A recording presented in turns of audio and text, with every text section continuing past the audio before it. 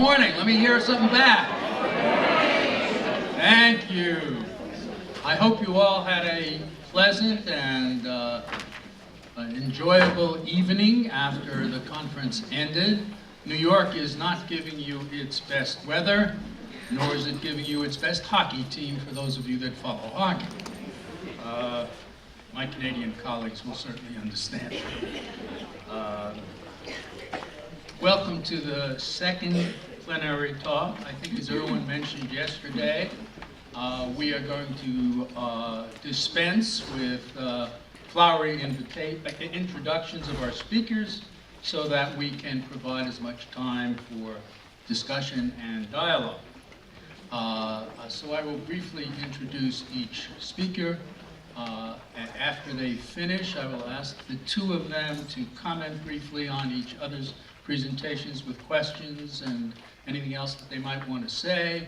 And then I will open it up to the audience, you, for participation. There will be people, those of you on this side of the room, if you want to talk, please come up to that microphone. There'll be somebody standing on this side with some microphones so that everybody can hear us. Our first speaker is Alex Kitterman, the Zaks Professor of Social Work and Director of the doctoral program at the University of Connecticut School of Social Work. If you don't know Alex's work, read your program. It's quite impressive. Alex?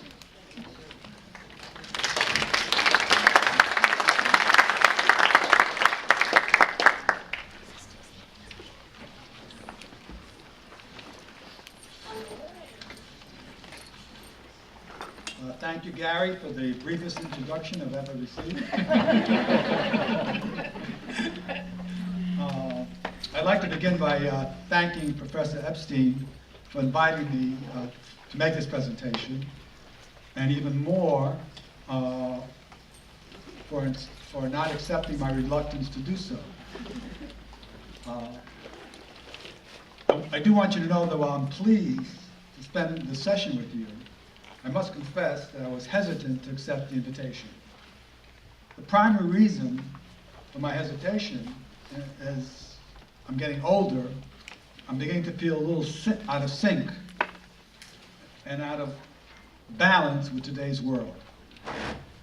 For example, I've been having children in my classes of former students. His mother sent their regards to me. For me, my mommy says hello, are highly dreaded words. The first greeting from a grandchild will lead to immediate retirement, I assure you. For another example, of feeling out of sync, I'm perplexed what I read and hear in today's world. To the world around me, I find myself often saying, huh? I'd like to give a couple of examples. For my clinical mental health class, I've taken out some quotes from their final papers. And if you have similar reactions, please join me in a collective, huh? The patient has been depressed ever since she began seeing me. Huh?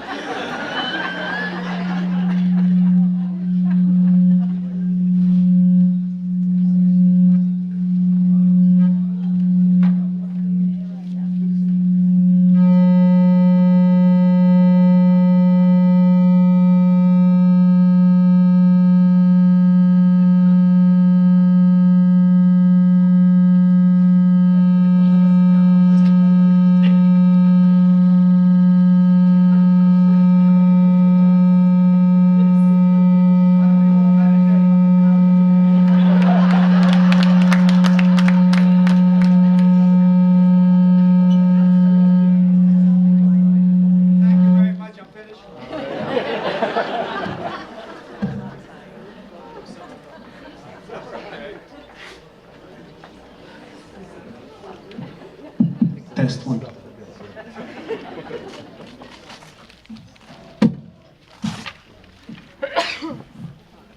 I've never had that effect on the microphone.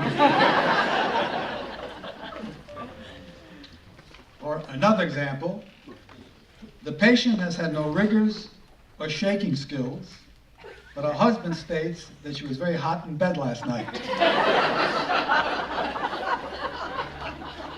The patient is tearful and crying constantly.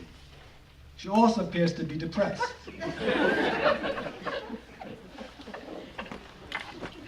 The patient has 2 teenage children, but no other abnormalities.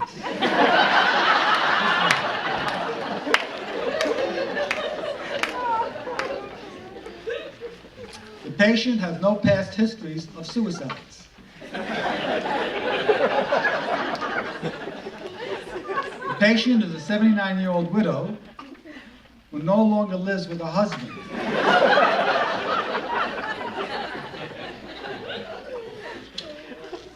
And the one that won the prize for the year, the patient refused an autopsy. I think that student was from Mount Sinai. Being out of sync is certainly not limited to the professional arena.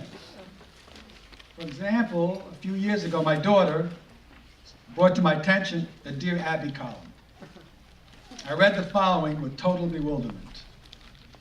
Dear Abby, I'm a 23-year-old liberated woman who's been on the pill for 2 years. It's getting expensive, and I think my boyfriend should share half the cost with me. But I don't feel I know him well enough to discuss money with him.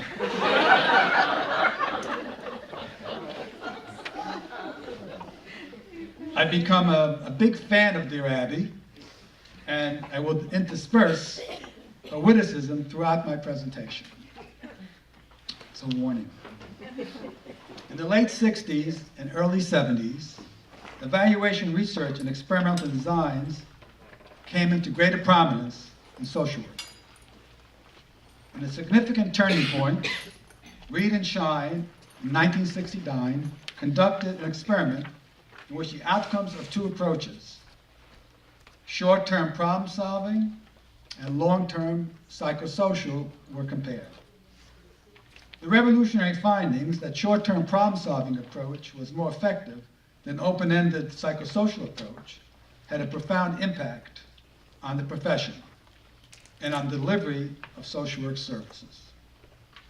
Based upon these findings, Reed and Epstein developed a task-centered approach to social work practice. The approach fit well with the increasing demand for accountability and for measurable outcomes and for cost efficiency of short-term services. The approach's emphasis on measuring and evaluating observable behavioral outcomes reflect a major shift towards greater empirical basis for social work practice, and foreshadowed the conceptualization of empirically based practice and subsequently evidence-based practice movement. This intellectual and methodological shift created some beginning gap between practitioners and researchers. With the evidence-based movement, this gap progressively has grown. Some in the academy have bemoaned this gap by searching for ways to improve the connection between practice and research. This conference embodies the substance and spirits of this search. Others in the academy have blamed the practitioners for this gap's existence. By and large, they blame the practitioners for their lack of motivation, their lack of knowledge, their lack of sophistication, their lack of commitment, and when all else fails, the lack of professional ethics. The attribution of blame reminds me of when I entered the profession, and the proponents of the diagnostic approach to social work practice often viewed their clients as being resistant. Clients who were unreceptive to agency structure of service delivery that required sharing painful material, historical material, with professional strangers in an intake interview, or directly, indirectly expressed discomfort with a worker's method or style, were often labeled as resistant. With this pejorative formulation, the agency and professionals were relieved of considering less comforting explanations for the client's behaviors. Locating the problem in the client made it possible for barriers or obstacles between client and agencies and between clients and their social workers to remain relatively unexamined. Now, as I approach the last quarter of my career, actually some have suggested that I'm way past approaching the last quarter of my career. In fact, some suggest I'm in quadruple overtime. In fact, former students no longer ask, is Kitterman still teaching? They now ask, is Kitterman still alive? That's not a great point in one's life. I found a parallel situation with academics blaming social work practitioners for the unwillingness and resistance to embrace evidence-based practice. Ascribing the totality of the problem onto social work practitioners relieves the leaders and followers of the evidence-based movement with less comforting explanations for the practice and research divide. Locating the problem solely in the practitioner's resistance makes it possible to ignore some of their legitimate concerns. At this time, due to the pressure of time, I will limit my, my discussion to 4 salient practitioner concerns. In the spirit and theme of this conference, to narrow the research practice gap, I ask that you be open to processing these concerns and not to summarily dismiss them. After discussing these concerns, I will offer some suggestions for engaging practitioners in practice research.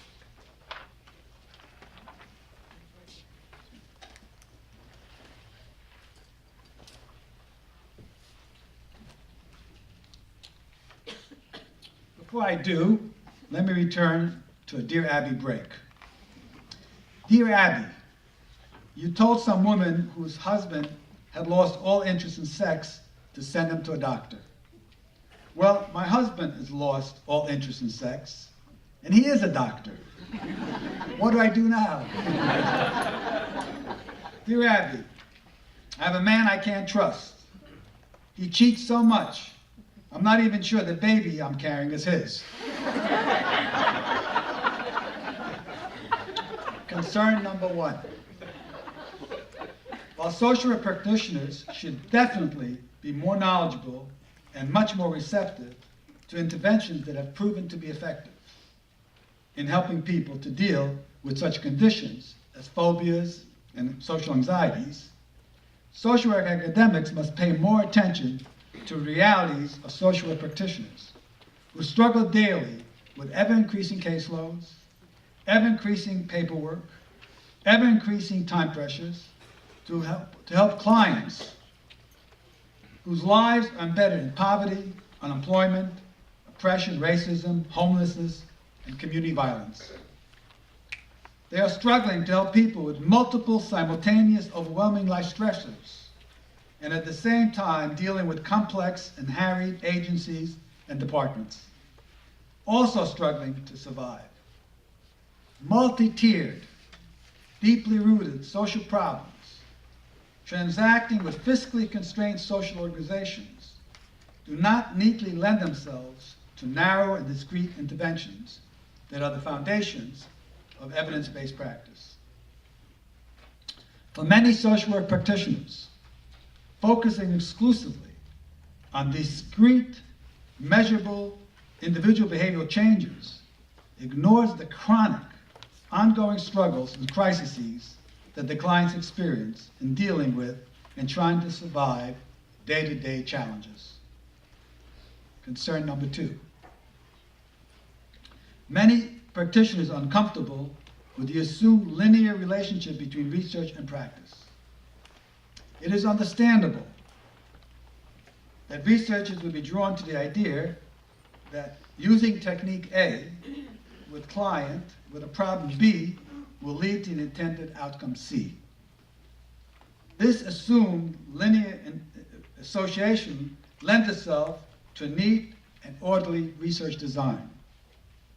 In order to control the treatment variable in outcome research, manuals were developed to prescribe and standardize interventions. manuals rapidly became required for funded intervention research and practice. In my consultations, training, and teaching, I found an interesting pattern in practitioners' reactions to manuals. Inexperienced and sometimes less engaged practitioners embrace the manual and the protocols. While they maintain fidelity, they do not take responsibility for their own practice. When an apparent disconnect takes place between the client's message, subtle or blatant, their refrain is almost predictable. Quotes, "The manual made me do it." These workers and students tend to lose the natural curiosity, spontaneity, and authenticity. They develop tunnel vision and lack of responsiveness to the messiness of people's lives. My observation is supported by certain research, for example, of Stroop, Butler, Schatz, and Binder, who examined clinicians' behaviors before and after they were trained in using manuals to prescribe their interventions. Research found that those who followed these prescribed interventions demonstrated unexpected deterioration in certain interpersonal and interactional aspects of therapy. The therapists reported that their spontaneity and intuition were curtailed, and the clients felt subjected to treatment rather than engaged in treatment. The researchers observed, quotes, "After training, therapists were judged by the clients to be less approving and supportive, less optimistic, more authoritative, and more defensive." Like these findings, I have found that some practitioners become more identified and more committed with their manuals than with their clients. In contrast, I found that more experienced and competent practitioners deal with protocols in two different ways. Some develop two sets of recording systems. One is what they actually do, the other is what they inform the funding sources they do. Others have found a more adaptive third option, namely to use protocols as flexible guides rather than as prescriptions.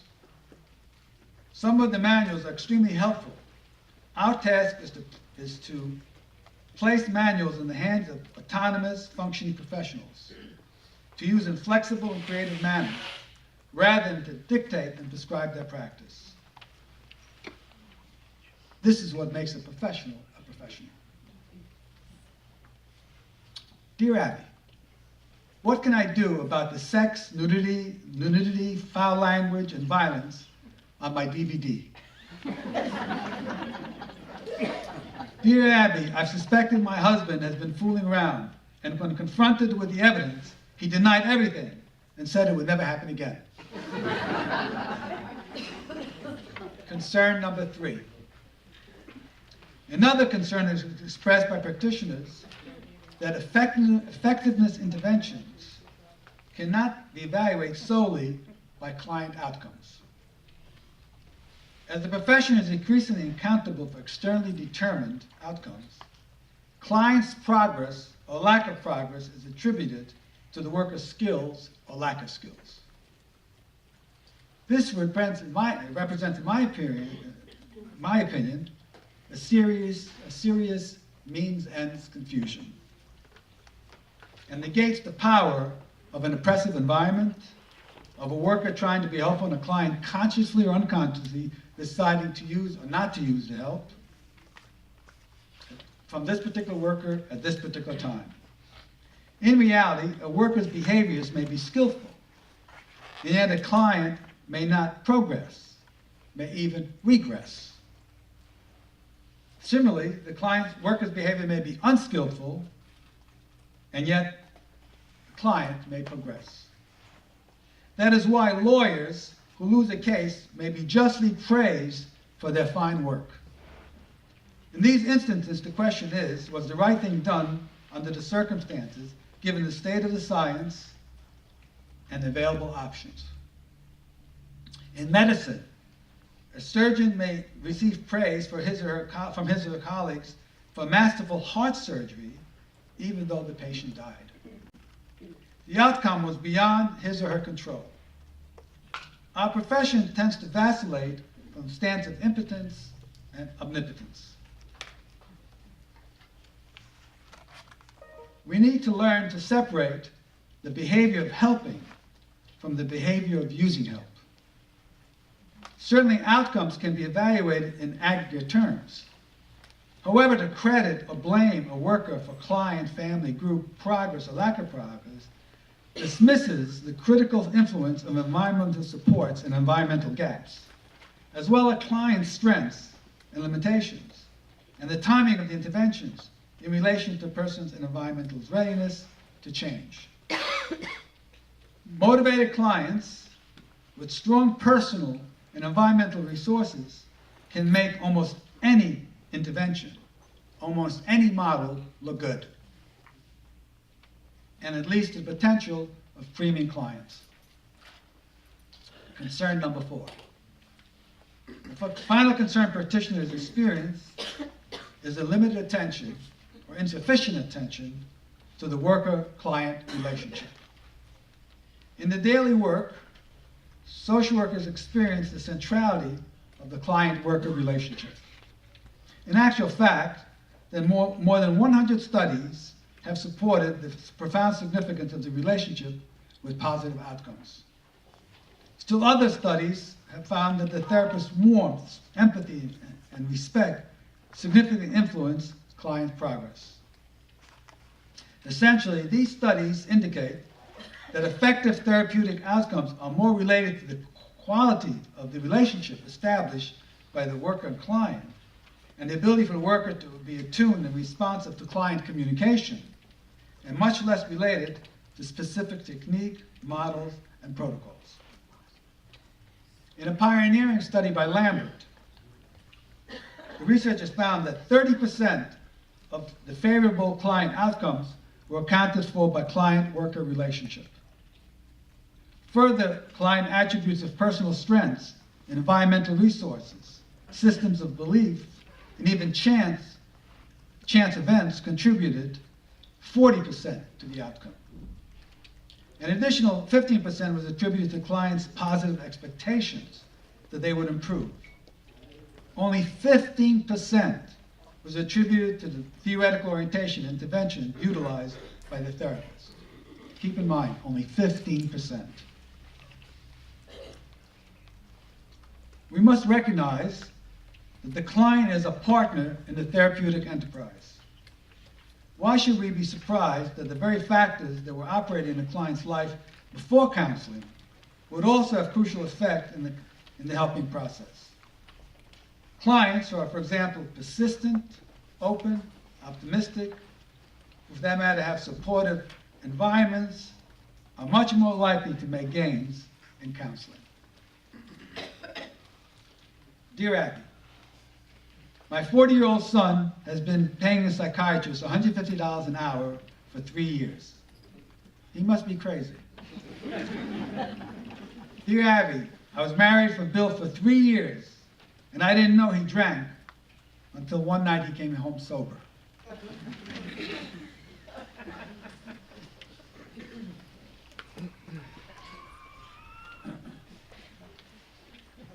I apologize for reading my speech too quickly. We were allotted a half hour to get the speech, and that goes to my limitations. I remember one time I was giving a presentation at Boston University, and I was determined to read my speech slowly. And I read it very slowly, and I looked up. There was a gentleman who was giving sign to a person with hearing impairment, and I kept looking, and then all of a sudden I went to New York Express, and I hadn't looked up, and I kept reading my speech, and all of a sudden I looked up, and the person giving sign, he was perspiring, his tie was off, so I apologize for reading it too quickly. I'd like to make a few suggestions with my concerns in mind for engaging practitioners in research. Practitioner research should aim to improve the quality of practitioner practice as well as agency practice. To be relevant, practitioner research should attempt to solve practice and organizational problems and to enhance the service to members, consumers, or clients. A guy by the name of Epstein, who works at this place, makes a profound distinction between research-based practice and practice-based research. In this spirit, I'd like to make a few suggestions. I hope my suggestions will be viewed within a large tent mentality, right alongside with the more established research designs, with respect for other designs and alongside outcome designs. One, I found very helpful in my teaching. It's called goal attainment scaling. Goal attainment scaling attempts to bridge the separation of process and outcomes by monitoring clients' progress. Clients are involved in specifying desired outcomes, and with the worker's assistance in developing scales to measure progress. Several studies have found that the process of involving clients in goal setting improves the treatment outcomes. By using self-anchored scales, clients and workers track progress in their work. The workers track progress in their work. The client and worker begins by setting goals, including process outcomes, for example, participation in counseling, as well as behavioral outcomes. Goals need to be clear, specific, and stated in observable and measurable terms. They should be realistic and achievable. These goals must be formulated as an accomplishment rather than a reduction of a negative. Achievable timeframes must also be specified. After these goals are established, worker and clients establish 5 levels of goal attainment, outcome descriptions, that identify progress or lack of progress toward the identified goals. The middle point, 0, represents the expected outcome, while the end points, -2, the least expected, and +2, the most measurable. The use of goal attainment scaling is illustrated. I won't give the illustration because of pressure of time.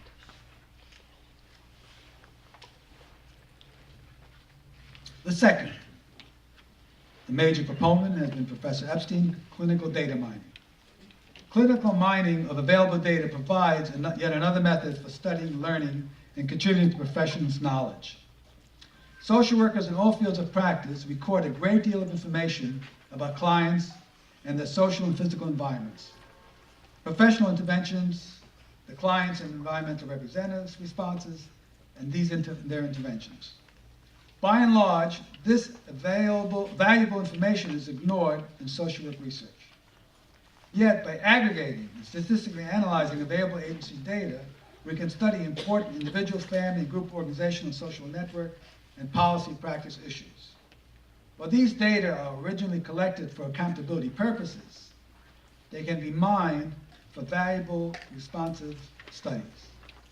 Just like give a couple examples. We had developed at one point at Columbia University a course on organizational change. And the students took on projects to try to influence their agencies. And most of them use data mining to collect the data. In one large family agency, there were long waiting lists. And the agency found that when people came off the waiting list, maybe a year and a half, many of them have dropped out of treatment services. The students mined the data and found that the clients who dropped out of the agencies were people who were in crises, people who had major environmental stressors. By the time service was available, these had either gotten worse or subsided. And the agency was left with their preferred clients, people who are motivated for insight counseling. This data mining led to dramatic organizational changes, not to leave out people who are in crisis. It's just an example. Another example, a lot of my scholarly work comes from using data mining cross agencies. So for example, when Carol, Jermaine, and I were working on the life model, and we were talking about developing some inventories for how to begin with clients. And most of the literature at that time had a separation between voluntary and involuntary clients. And we felt there was something missing in that. And by data mining many agency and student records, we realized that the operative variable was the degree of choice, how much choice the client had about the service. And from that, we were able to formulate the notion of some people were seeking help, and that required a certain kind of technology. Some people we were offering service to, that required a certain technology, and certain services were mandated, and that required a technology. So these are just a couple of examples how data mining can be used many different ways to be of help to clients.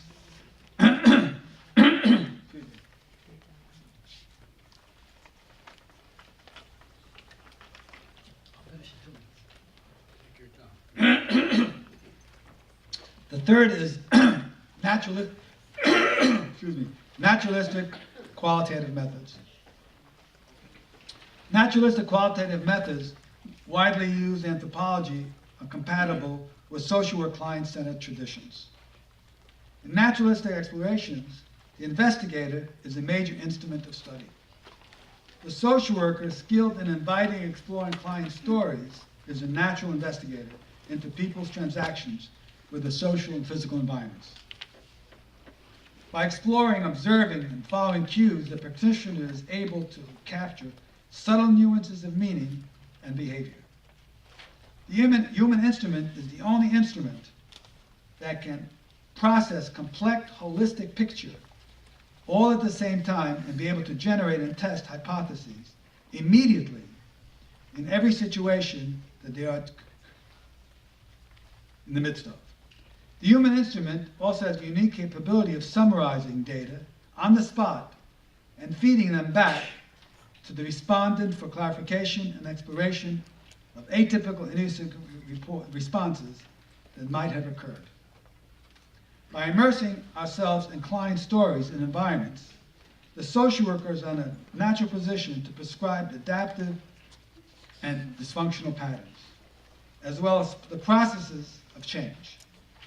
Through detailed and rich descriptions, including direct quotes from client and significant environmental figures, we capture the whole person within a life course and ecological perspective.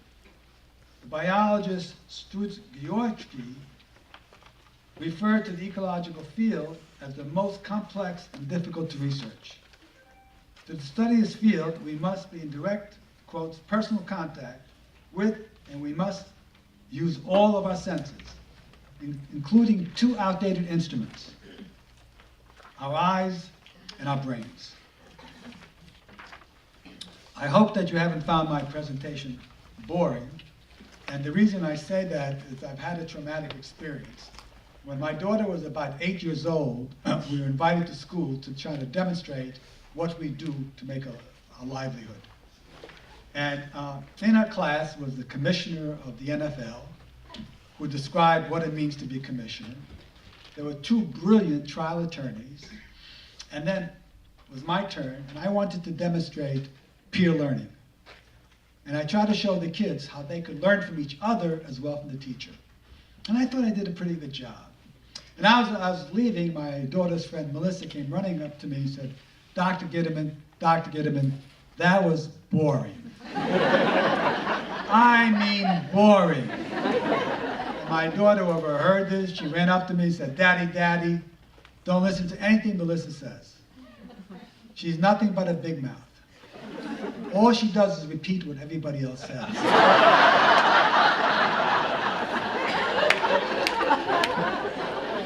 In conclusion, in its search for distinctive function and identity, social workers struggled with numerous dialectics, such as, should our profession focus on the person or on the environment? On the clinical or social action interventions? On scientific or artistic dimensions of practice? On positivist or naturalistic research designs? Regrettably, the profession has dealt with the various societal and professional concurrents by dichotomizing and polarizing epistemological formulations in which ideas have been formed in opposition to other ideas, as mutually exclusive either-ors. Dewey has stated, it is easier to see the conditions in their separateness than to reality which each belongs. The focus on experimental designs and naturalistic designs is a case in point, namely, a system of ideas presented as opposing frameworks. The choice between social work focusing on the objective or on the subjective dimension of reality is a totally false choice. They are inseparable, and we should embrace both with open arms rather than to make antagonists of them. Thank you very much.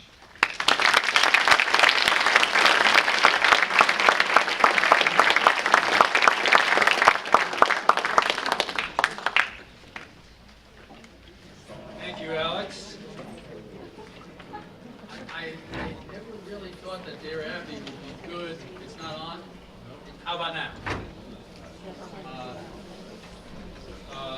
As a social work text, but I'm beginning to think it may have some real value. Our next speaker is Professor Ricky Savaya, who teaches at the Bob Chappell School of Social Work at Tel Aviv University. Her talk is entitled The Agency Base of Practice Research.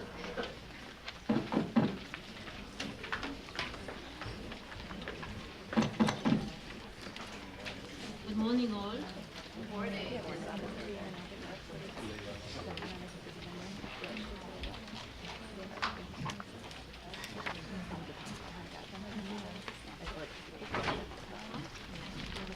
I don't know if I can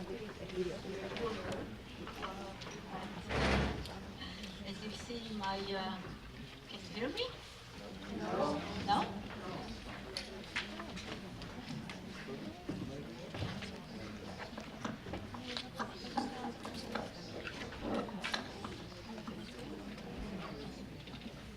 Can you hear me now?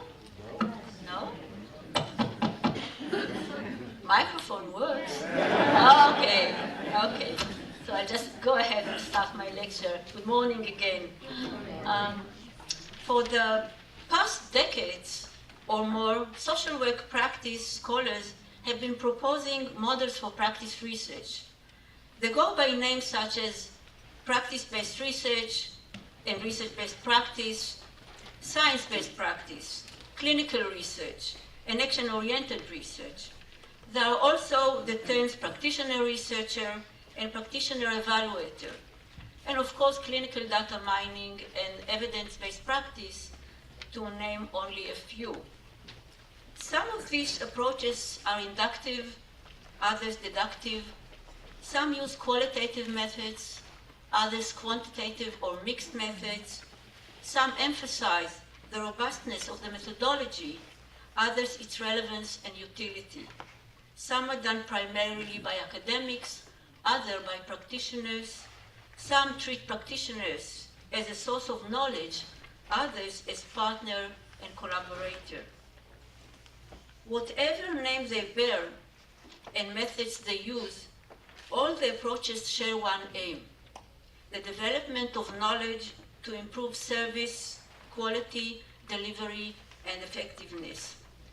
To the attainment of this aim, the agency, its people, infrastructures, and resources is essential. Yet, as we all know, there are many barriers to agency involvement in practice research. Many of them are within the agency itself, with its culture and resources. The general view and the message conveyed to the workers is that research is for academics and practical intervention for practitioners. Few, if any, social work agencies encourage or facilitate practice research. Social workers have heavy workloads, they aren't given the time to do research, and research is not expected of them or even recognized as valuable. There is little, if any, managerial support for it, nor do all agencies provide the infrastructure, access to databases, software to analyze the data, and statistical and other consultants that would facilitate research. Practitioners, for their part, view themselves as helpers, not as researchers or developers of knowledge.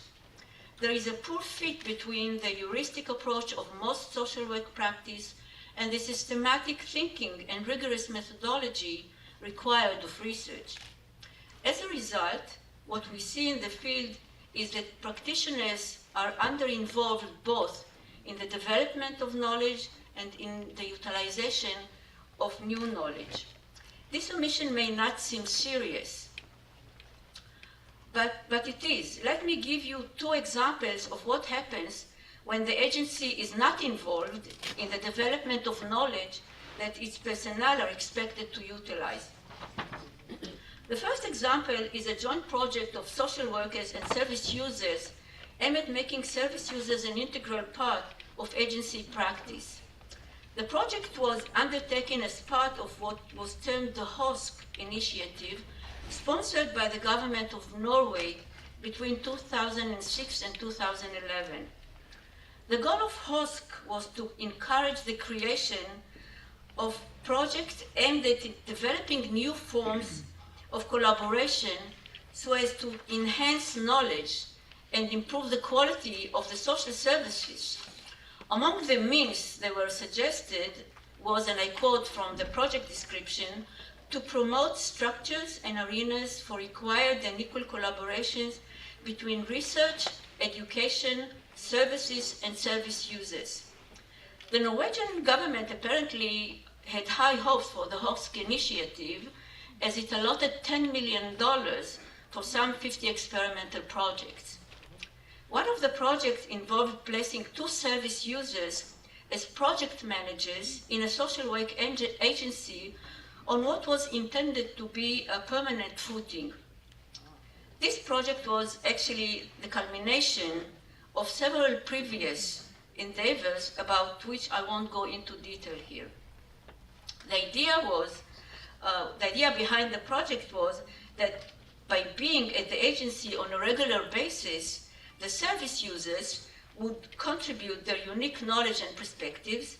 The ultimate goal of their placement in the agency was to improve services by making service user-service provider collaboration on equal footing a regular part of the agency's operation.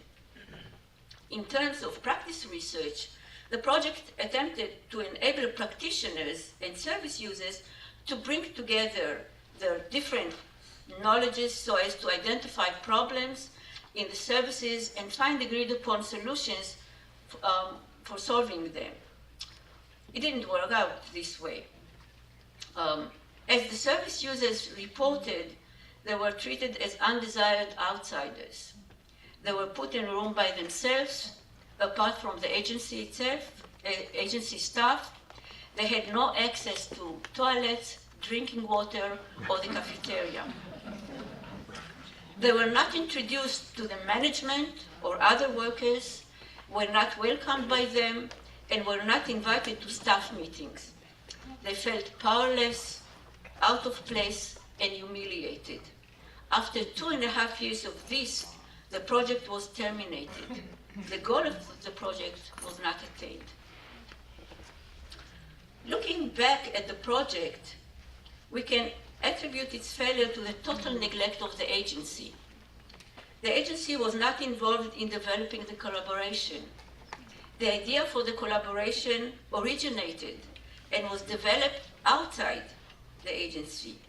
Key stakeholders in the agency, that is, managers and practitioners, were never asked whether they considered collaboration with service users desirable or worthwhile, and no preparations were made for them to incorporate the 2 service users. The outcome was a hostile agency, frustrated, humiliated, and disempowered service users, and a waste of public money. The second example involved both the imposition of an idea from outside the agency and the lack of attention to whether the agency had the resources, infrastructures, and will to carry out the project. The project was initiated by the School of Social Work at Tel Aviv University and was spearheaded by myself and 2 colleagues.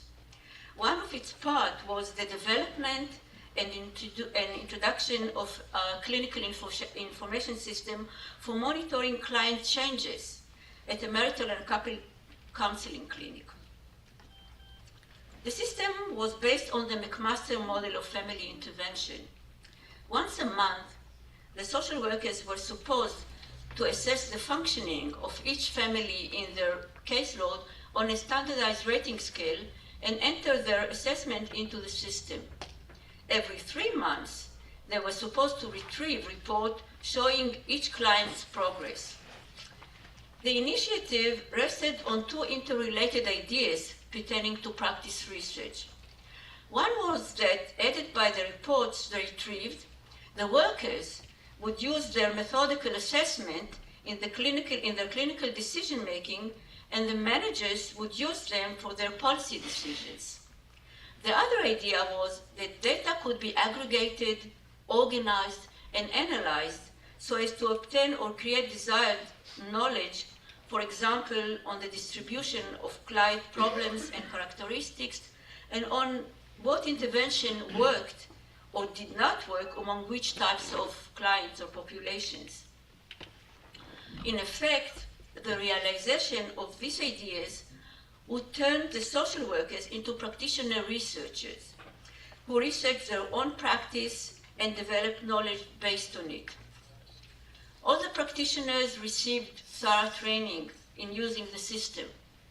The training covered not only the many technical matters involved in rating the client's functioning, but also the emotional issues involved in such ratings. Nonetheless, the endeavor was a fiasco. By the end of the first year, the workers were entering data only on about 1/4 of the agency's clients. The data they entered were incomplete, and no use was made of them in the workers' interventions. So what happened? First of all, we imposed the system from outside. We never asked the social workers what they needed to make their work more effective or what they thought would be useful. Instead, we came in with an idea fix. We brought in the McMaster model for a number of reasons. It was one of the few comprehensive, reliable, and valid assessment tools that were available at the time. It enabled tracing changes of traces in family functioning both as they occurred and retrospectively. It was also relatively user-friendly. But, sound as they were, all the reasons had to do with a model and not with the workers. Moreover, the long training focused mainly on how to enter the data and on ensuring inter-rater reliability and validity. It devoted little attention to the vital issue of how to use the data in practice. The field workers and supervisors were not taught how to transform the raw data into information that could enrich their interventions. The managers received no training on how to use the data for making policy decisions. Without any of this, the data entry became a senseless exercise. Finally, we gave little consideration to the agency's role. We never even asked ourselves or anybody else whether the clinic had the facilities to support the system. The year was 1990. We had developed a cutting-edge clinical information system of which we were very proud. But it turned out that there was only one computer in the entire clinic. This was for the use of the secretary. To use the system, the social workers had to vie with her and among themselves for computer time. It's no wonder that they soon got tired of the whole business. Nor did we do very much to ensure agency support for the effort. The agency's management did not allow time for making and entering the ratings. They did not see to it that the social workers were given real-time feedback on the data they entered. They did not follow up on what was done with the entered data, and they did not provide clear and immediate consequences for workers who did not enter the data or reward for those who did. Needless to say, no practitioner researchers emerged from this agency context. The failed attempt was actually quite humbling. In introducing the system, we fully believed that we were providing a helpful tool that the workers would be eager to employ. It had never even occurred to us to make sure that the conditions at the agency would enable the workers to use the system. The two examples I've given, each in its own way, show that neither the creation or assimilation of practice knowledge can occur without the active involvement of the agency. Unfortunately, the failure of such efforts may well have repercussions beyond the immediate waste and frustration that are caused. These are that social workers will reach the conclusion that practice research is pointless as it's bound to fail and withdraw into themselves. This is not the right conclusion. The right conclusion is that the agency must be active part of practice research for it to succeed. I will turn now to the question of what the agency's role in practice research, that is in the creation and assimilation of practical knowledge, and what is needed for the agency to perform its role. The question has actually been dealt with at length by the Japanese scholar Professor Nonaka and his colleagues. These scholars developed a model for the conversion of workers' tacit knowledge into explicit knowledge, and then the reconversion of their explicit knowledge back into tacit knowledge. The idea was that the two-way conversion would become an ongoing and intrinsic part of the worker's routine. The model was developed with a view to encouraging the creation and assimilation of knowledge in business organizations, but it applies very well to social work agencies too. This is the diagram of the model, or one of the diagrams. I think there are dozens of diagrams. As you can see, there is a square surrounded by a frame. The square diagrams the process of knowledge creation and assimilation.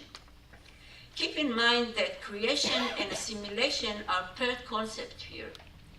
If the knowledge that is created is not assimilated in the agency among its workers, then it's pointless, it's wasted. I'll start with the inner square, which is divided into 4 compartments, each representing a step in the process. The process starts with the tacit knowledge that all persons develop through experience and in the course of their socialization, and that forms the basis of social work practice. Tacit knowledge can be acquired in or outside the agency. Within the agency, it is both acquired and transmitted through the sharing of experiences, impressions, and thoughts in the informal conversations that social workers have with one another, whether as members of teams, in consultations, or casually in corridors and over coffee. In the second step, termed externalization, the tacit knowledge is articulated and thereby converted to explicit knowledge. When tacit knowledge is made explicit, it can be crystallized, organized, turned into concepts, and shared with others. The third step, termed combination, is the bringing together of explicit knowledge from multiple sources, whether from the professional literature, from the organization's various branches, or from different organizations. As part of this step, the knowledge is synthesized into higher order concepts, which can then be disseminated and tested within and outside the agency. The final step, termed internalization, is the conversion of the explicit knowledge back into tacit knowledge. This is knowledge which is taken by granted and does not have to be articulated. It is the type of knowledge that workers use in their practice without thinking about it. The conversion is facilitated by means of training, simulations, how to do manuals, and organization's routine and culture. Now note the spiral in the center of the square. The process described is spiralic one. The development and assimilation of knowledge is an ongoing process, with new knowledge constantly added to previous knowledge. Let us look at the frame now, which is vital. The frame represents the time and space in which the processes occur. Nonaka uses the Japanese word ba to describe the total context, the social, cultural, and historical context in which practical, usable knowledge is created, and in which ongoing conversion from tacit to explicit knowledge and from explicit to tacit knowledge occurs. The bar includes the agency's resources and infrastructures, but much more as well. Above all, it involves the interactions among individuals. These interactions are viewed the driving forces in the creation and assimilation of knowledge. Going back to the diagram, the outer frame shows the conditions that are necessary for the knowledge-making interactions to occur. The agency must allow time and space for exchange of information, experiences, and ideas, and for dialogue and collective reflection. It must encourage the linking of explicit knowledges. This can be done through the promotion of networking, the provision of access to information technology, and platforms and other means. The model is stimulating and speaks to the values and culture of social work, which emphasize sharing, dialogue, and learning. It also relates to the ongoing debate in social work about the comparative merits of heuristic practice based on tacit knowledge and practice based on explicit knowledge, which can be articulated and tested. The model is free of this dichotomy. It offers a way for the two to augment and feed one into another. The question is, how can the principles of the Nonaka model be incorporated into practice research for the creation of practice knowledge? Well, I had planned to demonstrate the process with examples of three strategies or methods that I use in my work: concept mapping, availability assessment, and analysis of critical events. When I realized that I will not have the time, I decided to present only one of these methods, and I'm going to present concept mapping. In my concluding remarks, I will relate to all three methods. Concept mapping was developed by Bill Trochem of Cornell University in the early 80s. It is a mixed methods participatory approach that involves a number of familiar group processes, namely brainstorming, sorting and training, and the rating of ideas, and integrates this with a sequence of multivariate statistical analysis to yield a two-dimensional cluster map and a variety of graphical and statistical results. As a methodology, concept mapping is inclusive, participatory, and collaborative. It is also inductive, moving from the generation of specific ideas by stakeholders to a higher level conceptual representation that they jointly interpret and use. The analyses, although complicated, are accessible to stakeholders because the results are visual and very intuitive. My example is of a concept map that I created in conjunction with workers in the Social Welfare Department of Tel Aviv-Yafo municipality. The mapping followed the decision by senior management, who are here today, to move from the prevailing heuristic approach to a planned, systematic, outcome-oriented approach. Since the new approach would constitute a major change in the way the workers did their jobs, management wanted to know what the workers' apprehensions and expectations were. Following standard concept mapping methodology, we proceeded through 5 steps. The first one was generation of statements through brainstorming. This step corresponds to the sharing of tacit knowledge in the Nonaka model. Prior to the brainstorming, the entire staff in all the agency's branches were given a detailed account of the planned change, its rationale, principles, and importance, as well as the possibilities for misuse which have been identified in the literature. For the brainstorming, the workers, all of them, were gathered in small groups to discuss what they had heard and to express their apprehensions and expectations about the new approach. The brainstorming sessions were recorded. In the second step, all the ideas the workers expressed were turned into statements. After duplicates were removed, 53 statements were obtained. In the third step, 15 social workers sorted the statement into categories that made sense to them. Together, the second and third steps correspond to the transformation of the workers' tacit knowledge into explicit knowledge in the Nonaka model. The fourth step was analysis. Each sorter's categories were entered into a computer program which examines the proximity of each of the statements to one another and creates a cluster map. Each cluster consists of statements that fit together to form a particular concept. The fifth and last step, interpretation, the map was interpreted by the social workers that took part in the process.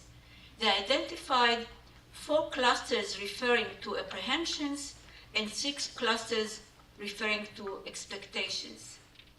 The fourth and fifth steps correspond to Nonaka's combination in that explicit knowledge of the various social workers, who were the multiple sources of knowledge, was brought together to create a higher order of concepts. This is the map. As can be seen on the map, the workers' apprehensions were that the approach will lead to increased monitoring, augment the role of financial consideration in decision-making, impede professional intervention, and undermine professional responsibility. Their expectations were that it will improve practice by its impact on themselves and the organization. The expectations regarding themselves were that it will empower them to provide better, more professional client service and better cope with counter pressures. The expectations regarding the organizations were that it will systemize work procedures and improve organizational efficiency, effectiveness, and governance. This knowledge was assimilated into the discourse in the agency. The workers' expectations and apprehensions were referred to in all the meetings held with the agency staff as the new approach was developed, introduced, and integrated.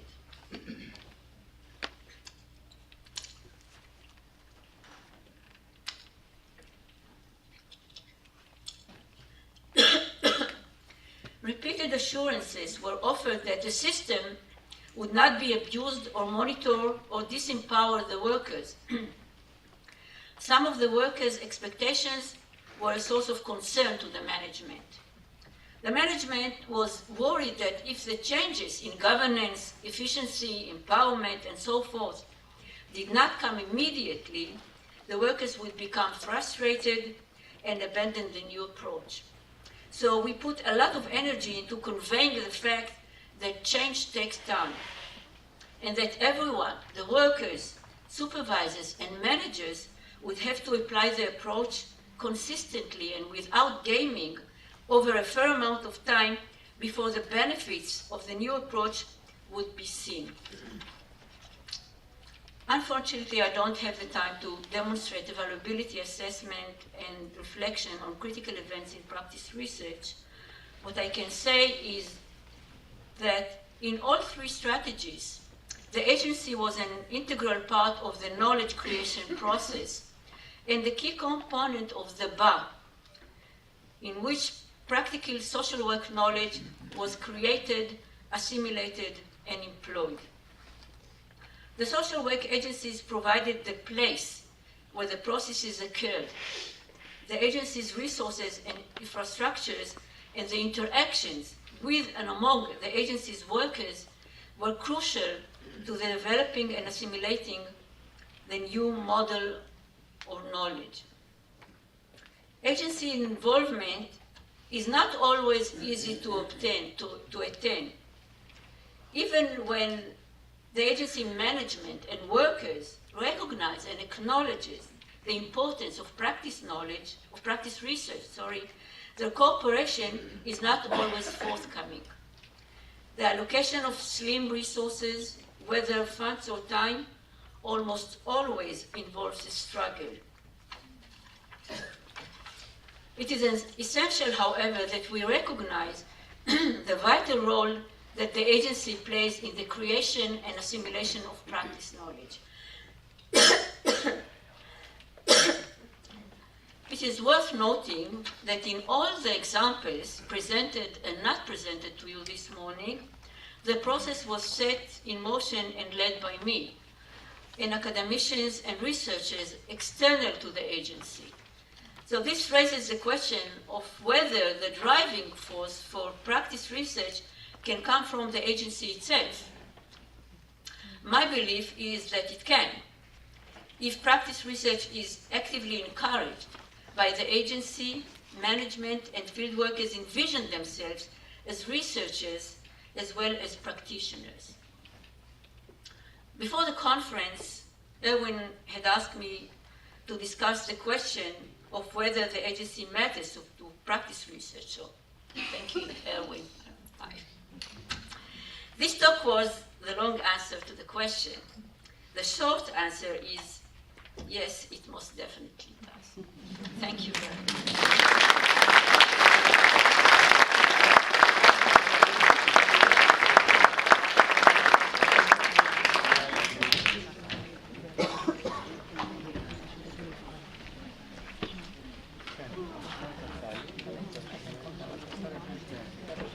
Two very stimulating talks. Alex, you want to comment at all on anything that was raised or add anything? I was just struck by the intervention of denying someone water and toilet privileges. I have a couple colleagues in mind. It was an excellent talk. I really, no questions, just learning from it. Ricky? I enjoyed talk very much. Ladies and gentlemen, we're going to turn it over to you. I believe our speakers are talked out at this point. Questions, comments? Yes, sir. If you could identify who you are, that would help. Anthony from Hong Kong Council of Social Service. Thank you very much for the two wonderful presentations. Actually, I'm a practitioner working as a policy research professional in the council. What I find in common in your two presentations is that actually when we're talking about practice-based research, we're actually talking about the ownership of production of evidence and the use of evidence. And when Professor Savaya, when you talk about the importance of agency, I was reminded by an experience in our council, because our council is actually an umbrella organization in Hong Kong. We have some 400 agency members. They all employ social workers. And there was a time, like 2 decades ago, we had a big system of clientele information system, where every single social workers, whenever they open a case, or they turn in a progress report, a termination report, they will submit a form to a centralized body, that is our council, to process all this data. But when all this data are gathered and analyzed and described with a report released, nobody were concerned with the findings and the points that were raised in that report. But we have this whole process of production of knowledge and evidence. So that gets into the point that whether the social worker own the kind of data that they actually collected and provided, and how can the sort of the explicit knowledge can be turned into something tacit, again, backward to the social worker. I think this is something that, which I would like to share. The other thing that Professor Kitterman talked about is I think the other way around is that in the last couple of few years, I have already gathered some 300 interested social workers who are very committed to practice research. But on the other hand, I mean, because of the resources constraint, because of the policy in the agency, somehow there were no support for these interested social workers who are very interested into the method. So I think this bottom-up approach and the top-down approach is very critical, that in the process, how we can increase the ownership of social worker in the production of knowledge and the use of knowledge. I hope that I make my point clear. Thank you. Ricky, you want to start? I think what you say is what is oh, so okay, now Now you it's hear? working. Okay. I totally agree with what you said. I think that ownership of knowledge, or social workers' ownership of the knowledge, is really, really important. And it will increase the chances that they will use this knowledge. And for ownership to occur, they have to be part of the development of this knowledge. And I don't know, Professor Kitterman, you talked about like 3 or 4 strategies how to engage social workers in practice research. And the question is, how do you mobilize them to do it within the agency?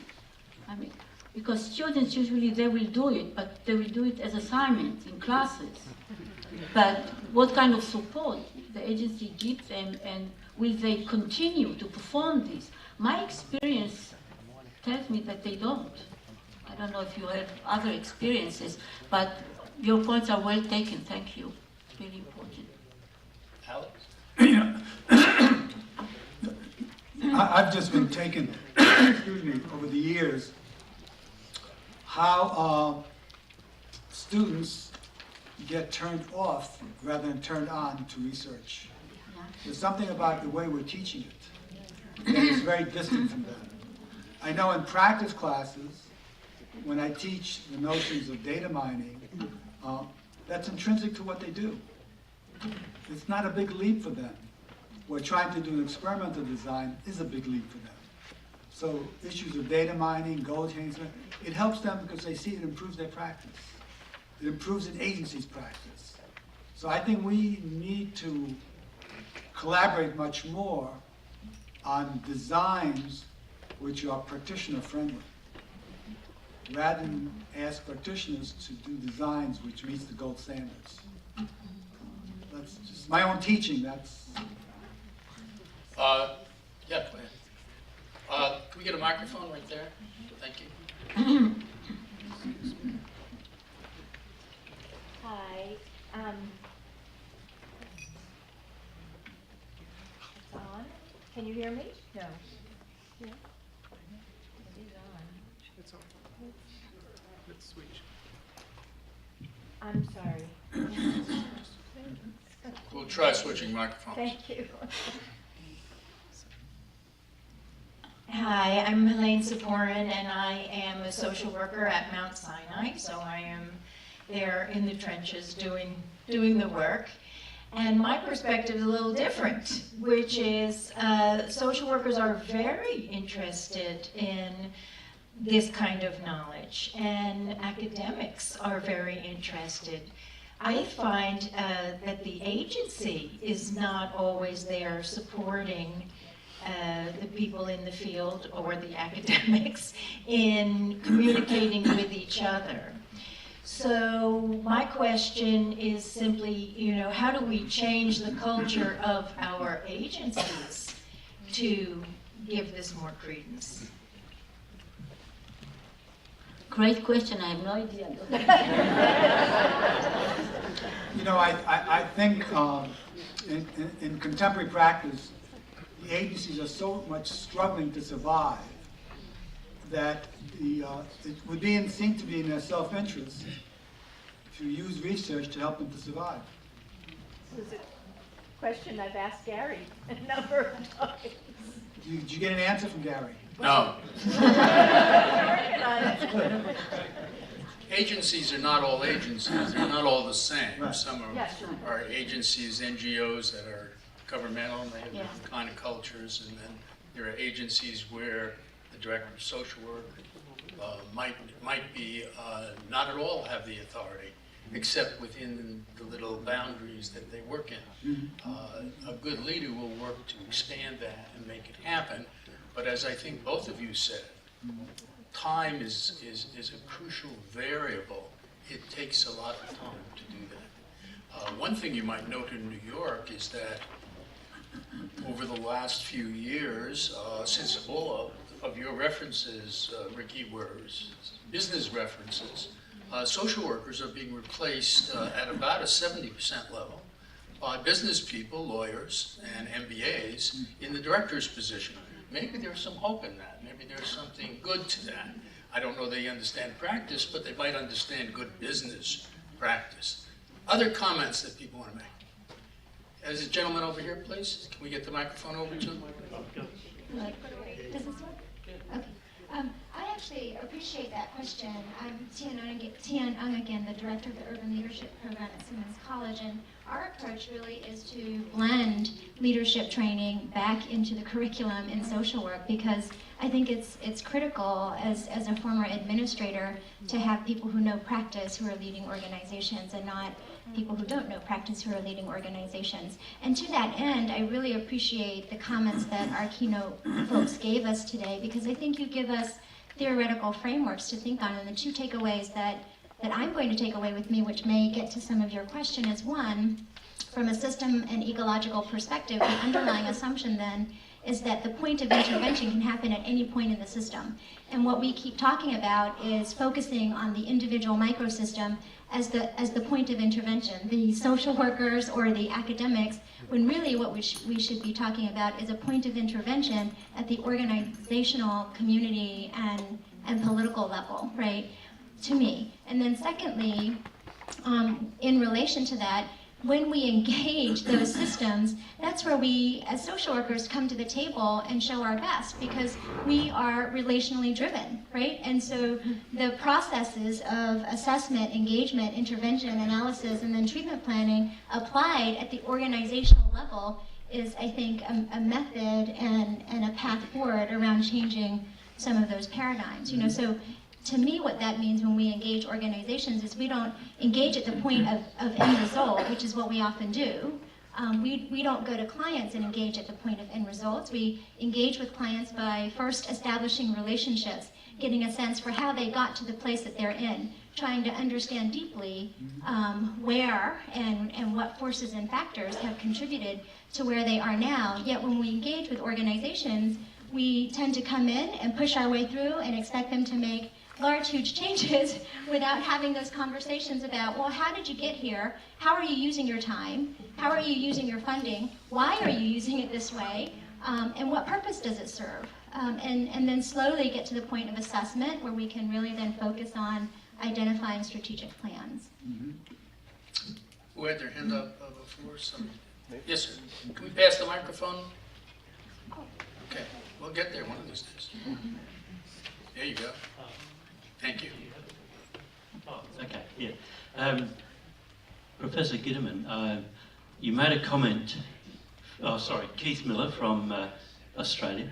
You made a comment about the messiness of people's lives and the messiness of clients' lives and the interaction between service users and workers, and that it's not a clean cut relation, linear relationship as sort of a simplistic way that might be easier for research to be conducted.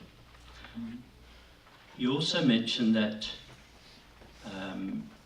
it would be helpful if practitioners did not simply follow the manual and were a little bit more creative around that.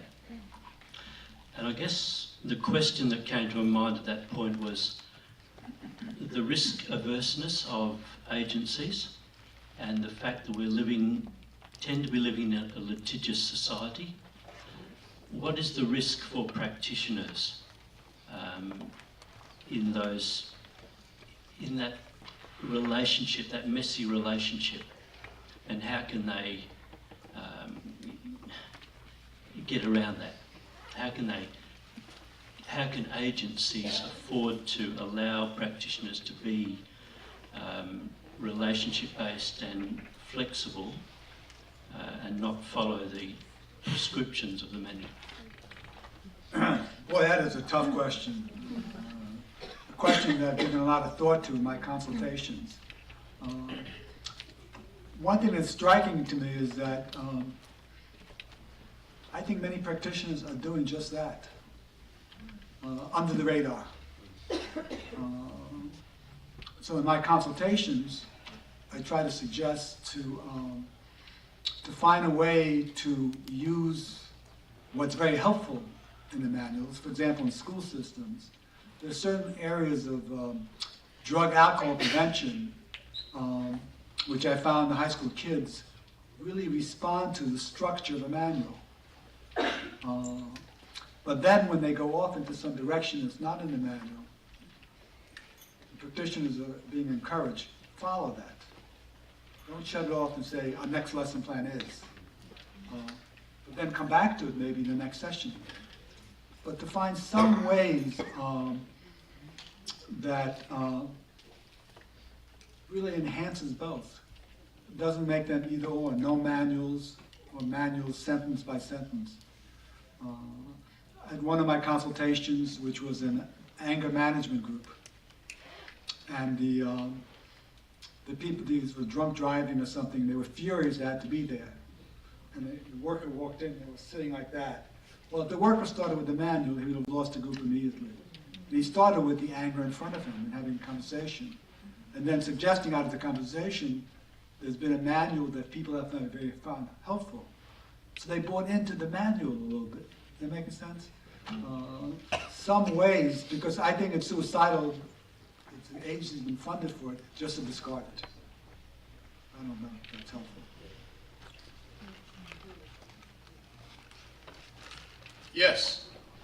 Thank you. My name is Edgar Marcus, and That's not working. it's not working. Yes, it is. Now it's Now it working. is. My name is Edgar Marcus, and I come from Norway, and I was part of that HUSK project, which should rather be called the program, because it was in 4 different sites in Norway with different universities working there. But I agree very much with your focus on agency when you're doing practice research or action research or many of those things related to developing learning organizations, where you were referring to Monica and Takeuchi.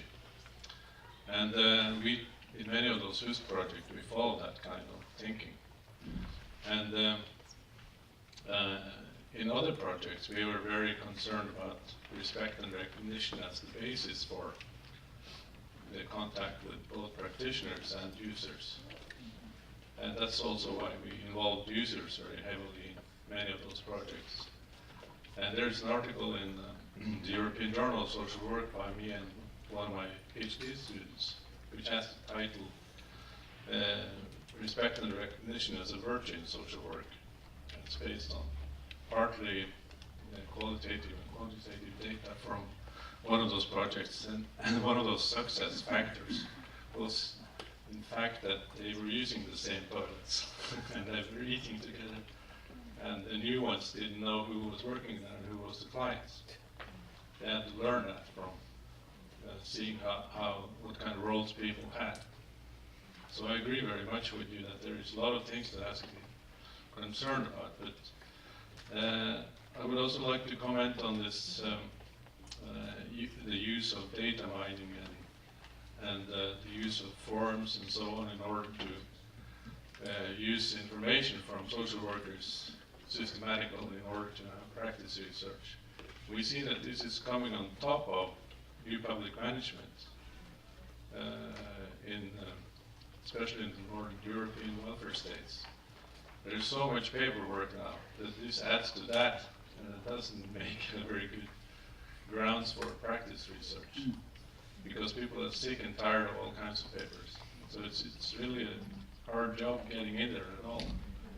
And many of the social workers, professionals, are managing outsourced work rather than meeting clients themselves. So there's a lot of things going on now which is very problematic, because these private companies can't afford using us as researchers, because the university doesn't give it away for free like they do to the welfare state. So there's a lot of things affecting the development of practice research. Yes. Bruce? Good morning. Thanks to both of the speakers for some very nice presentations. I really like Dr. Kitterman's cautions about practice guidelines and treatment manuals, and they're very well taken, and they're reservations I share. But I do want to point out that the use of practice guidelines and treatment manuals is not a part of the 5-step decision-making process of evidence-based practice, so let's not throw the baby out with the bathwater. The last comment will be from the gentleman all the way back over there. My name is Mansur Qazi. I'm from University of Albany School of Social Work. I think the issue of practice research and how agencies and social workers relate to that.